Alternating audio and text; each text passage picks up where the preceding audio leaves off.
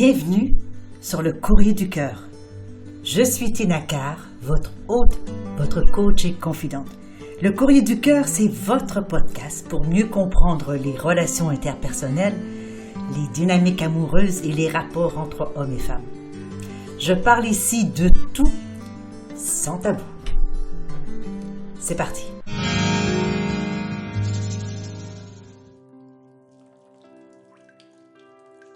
Je reçois aujourd'hui une lettre en provenance de Liliane qui va comme suit.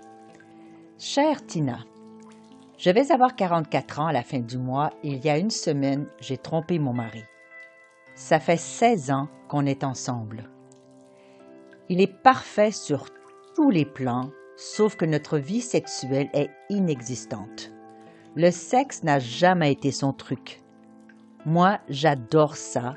Lui, non.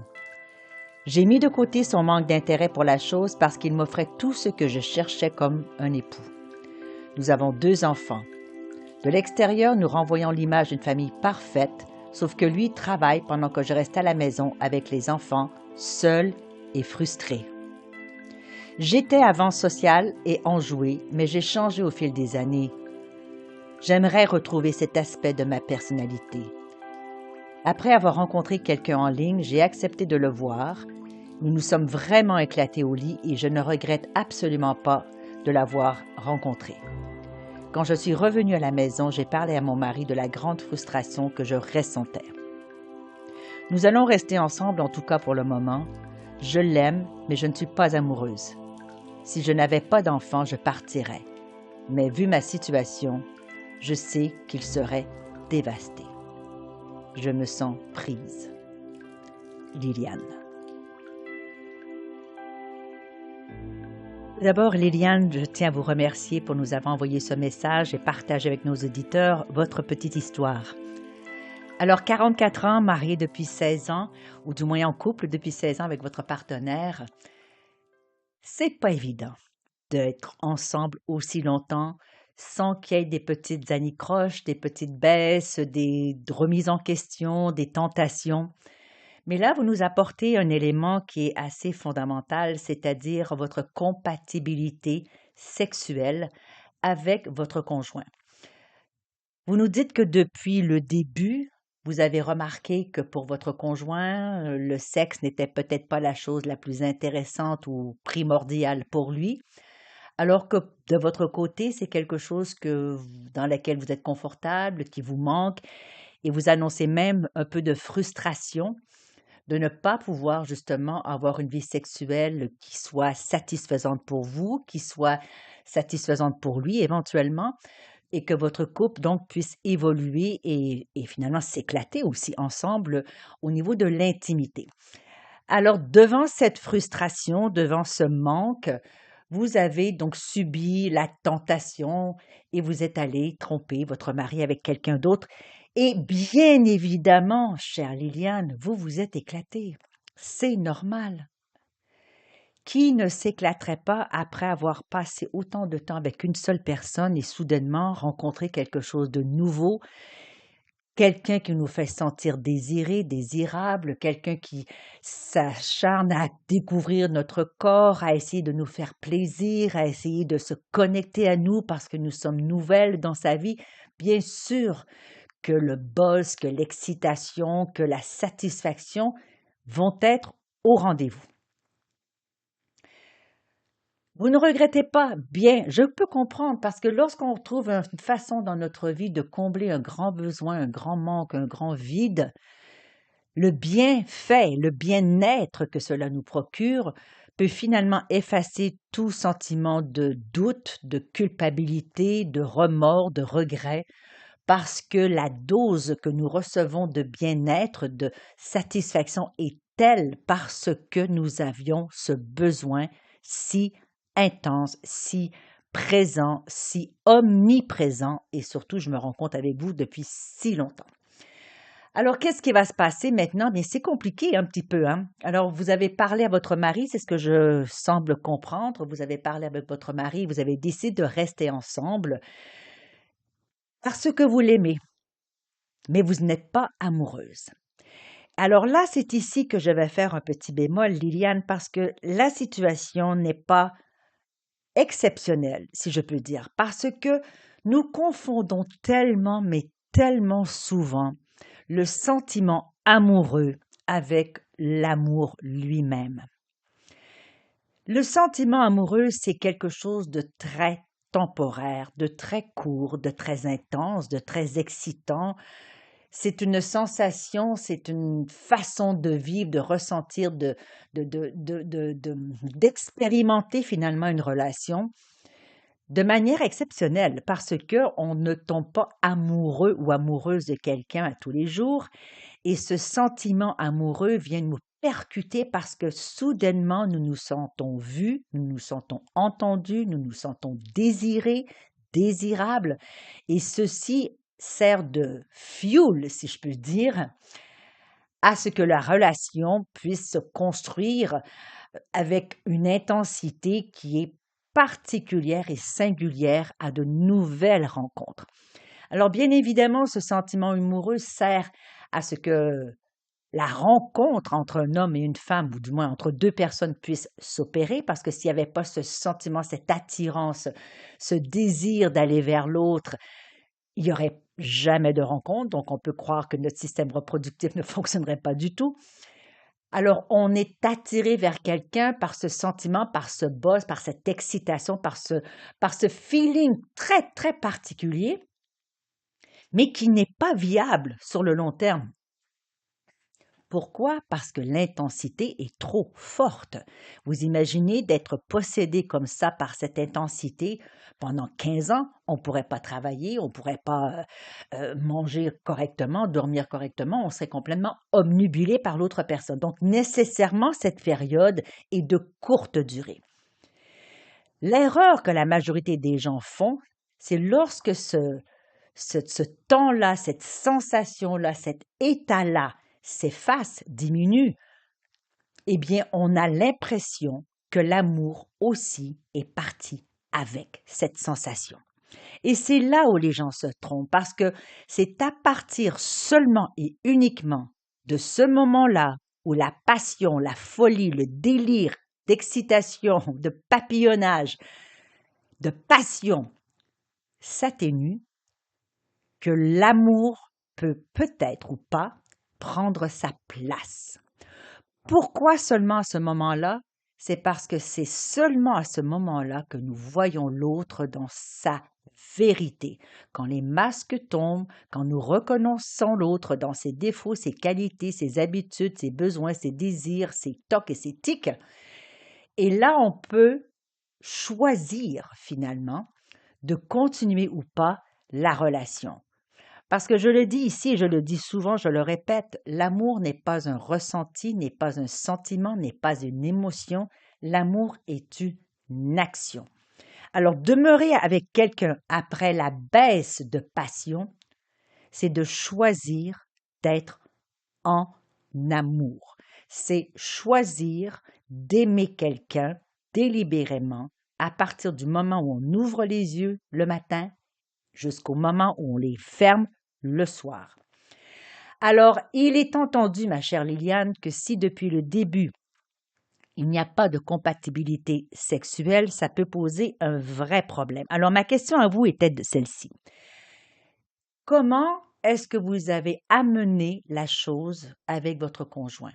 Parce que arriver vers quelqu'un puis lui dire que vous n'êtes pas satisfaite, que vous êtes frustré et en manque, va simplement mettre votre partenaire dans une situation où il va se sentir diminué, où il va sentir sa virilité et sa masculinité mise en doute.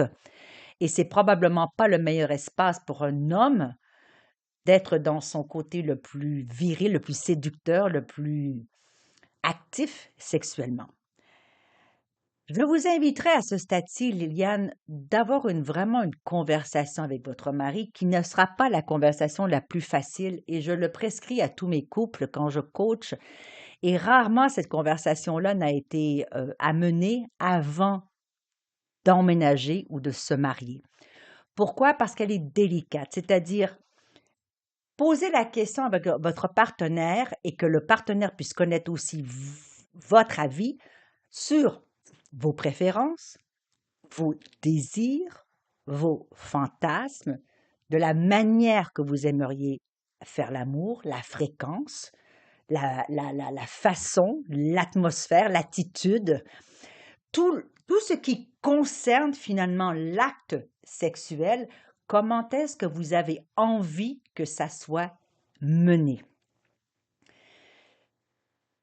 Quelquefois, on se met en couple avec quelqu'un et on croit que la sexualité va venir naturellement, sans effort, sans discussion, et que si le couple est fait pour être ensemble, tout devrait se faire naturellement. Quelquefois, ça se passe ainsi et c'est magnifique.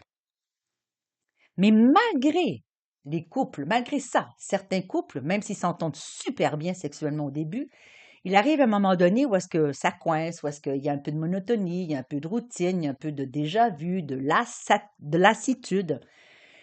Et c'est à ce moment-là aussi qu'il faut remettre en question le couple, remettre en question la façon que le couple fonctionne, remettre en question la façon dont on amène l'intimité dans la relation pour que l'un et l'autre des partenaires puissent s'exprimer, puissent mettre à plat tout ce qui va et ce qui ne va pas, et que vous puissiez ensemble finalement trouver un point commun, trouver une entente, trouver un compromis, trouver une façon de faire qui puisse finalement être satisfaisante pour vous deux.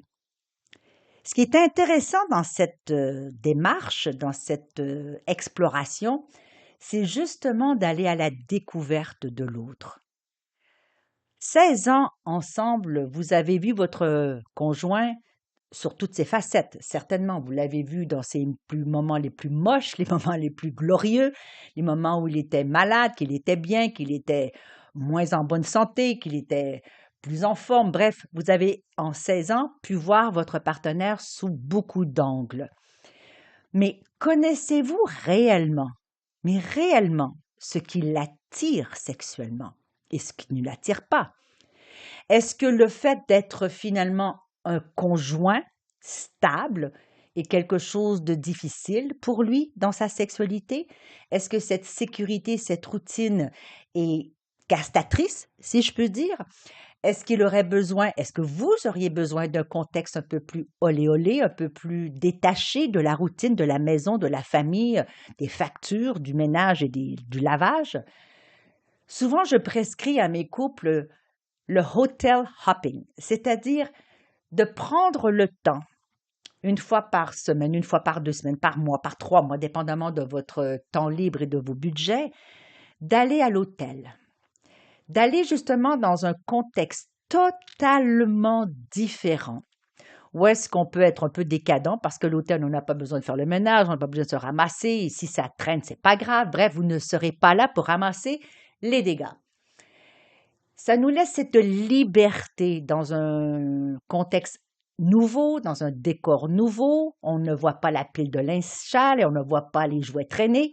Bref, c'est un moment, c'est un espace où on peut être un peu plus farfelu, un peu plus coquin, un peu plus séducteur. Alors, précédé d'un souper, d'un petit verre au bar, un verre de vin, quelque chose, et puis aller à la chambre d'hôtel peut finalement favoriser quelques ouvertures sur les besoins, les désirs, les fantasmes. Chacun a une sexualité bien particulière, ma chère Liliane.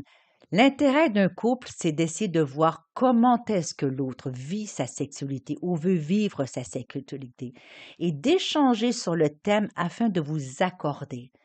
Parce que si vous avez réussi à vivre ensemble tout ce temps, c'est qu'il y a quelque chose de très fort entre vous. Et ça serait bien dommage de laisser tout tomber ce temps, toute cette énergie, tout cet investissement que vous avez mis ensemble pour vous deux dans votre relation et de laisser tout ça tomber pour quelques moments d'extase avec quelqu'un, peut-être, qui durera ou qui ne durera pas, qui sait. Alors moi, je vous inviterais sincèrement à avoir cette discussion un peu plus difficile parfois de s'asseoir et de parler vraiment intimité avec son conjoint. C'est quelquefois un peu challenging. Alors, quelquefois, un coach peut nous aider, dire, je vais rencontrer quelqu'un qui peut être le médiateur. Mais sinon, devant un rendez-vous, devant un verre de vin, tranquille, devant le feu de foyer, sans les enfants, de dire, mon chéri, qu'est-ce que tu aimerais? Qu'est-ce qui se passe? Comment est-ce que je pourrais faire pour te plaire? Qu'est-ce qui t'allume? Voici ce que moi j'aimerais, voici ce que à laquelle je m'attends. Voyez-vous, engagez cette discussion-là et puis ensuite, ne pas vous mettre de pression, ne pas vous mettre une obligation d'avoir du sexe, mais de vous donner des rendez-vous ponctuels où est-ce que vous aurez le temps d'anticiper, de vous préparer. Rappelez-vous quand est-ce que vous étiez au tout début. Souvent, on oublie comment est-ce qu'on était avant qu'on emménage avec notre partenaire. On faisait tout ce qu'il fallait pour nous mettre coquine, coquette, et puis sortir, et puis initier justement quelque intimité. Alors pourquoi est-ce qu'on oublie de faire ça 10 ans, 15 ans, 20 ans plus tard? Il faut remettre ça vraiment à l'agenda. Retrouvez-vous comme vous étiez au début. Une date, un souper, une activité qui vous plaît ensemble et un petit séjour à l'hôtel et laissez-vous aller sans attente, sans obligation de résultat. Il arrivera ce qu'il arrivera. Donnez-vous cette liberté. Découvrir son partenaire, Liliane, et se faire découvrir par son partenaire, c'est probablement la chose la plus intime qu'il puisse être. Et il serait vraiment dommage de laisser ça dans la main d'un étranger parce que la durée de ça est si courte et si éphémère et si peu valide, si je peux dire, alors que lorsqu'on amène tout ceci au centre d'un mariage, d'une relation, imaginez la richesse de cet échange, la richesse de ce partage et la possibilité d'évoluer ensemble. C'est extraordinaire. Vous avez décidé de rester et je vous en félicite, ma chère Liliane. Maintenant, c'est à vous de prendre peut-être l'initiative et de demander ce rendez-vous avec votre partenaire et d'aller avec lui dans cette discussion et d'essayer justement de dépatouiller tout ce qui ne va pas, parce qu'un homme qui ne veut pas avoir de relation sexuelle, c'est qu'il y a quelque chose en dessous qui le bloque, qui lui fait peur, qui le gêne, donc il a honte, je ne sais pas. Est-ce qu'il aurait vécu quelque chose plus tôt dans sa vie? Qui sait? Le plus important, c'est qu'il puisse vous faire confiance, que vous puissiez lui faire confiance et d'arriver ensemble à une entente, aussi petite soit-elle. Ça peut être simplement un rendez-vous de 20 minutes, peu importe, simplement de vous retrouver dans cet espace que vous aurez défini ensemble. Parce que rester en couple, c'est un défi, Liliane. Développer une relation sexuelle intime à travers toutes ces années, c'est un défi. Mais je vous garantis, Liliane, lorsqu'on dépasse tous les obstacles, qu'on dépasse tous les tabous, la honte, la culpabilité, la gêne, la timidité, la pudeur, eh bien, on se retrouve dans un espace, si je peux dire, qui est si singulier, si précieux, que seul un couple durable, long, pérenne, a le privilège de vivre et d'expérimenter. Alors voici, ma chère Liliane, c'est ce que je vous propose et je serais vraiment, vraiment contente, et nos auditeurs aussi, si vous nous faisiez un petit suivi sur ce qui s'est passé face à cette discussion-là et comment est-ce que vous avez amené cette nouvelle dynamique à votre relation sexuelle, à votre relation intime et de quelle manière est-ce que votre conjoint a réagi. On serait vraiment intéressé de le savoir. En tout cas, je vous souhaite bon courage, bonne continuation et surtout n'oubliez pas que l'investissement dans un couple longue durée, c'est un investissement qui demande du courage, de la volonté, de l'amour certainement, de la motivation et surtout un choix délibéré, quotidien. Là-dessus, je vous embrasse. Nous voilà à la fin de cet épisode du Courrier du Cœur. Merci d'avoir été là et d'avoir partagé ce moment avec moi. J'espère que vous y avez trouvé de la valeur. Si vous ne l'avez pas déjà fait, eh bien, je vous invite à vous abonner à ce podcast afin de manquer aucun épisode. Et vous pourriez, par la même occasion, si le cœur vous en dit, écrire un commentaire ou laisser une appréciation avec quelques étoiles. Alors, je vous retrouve dans un prochain épisode du Courrier du Cœur. Mon nom est Tina Carr, je suis votre hôte, votre coach et votre confident. À bientôt.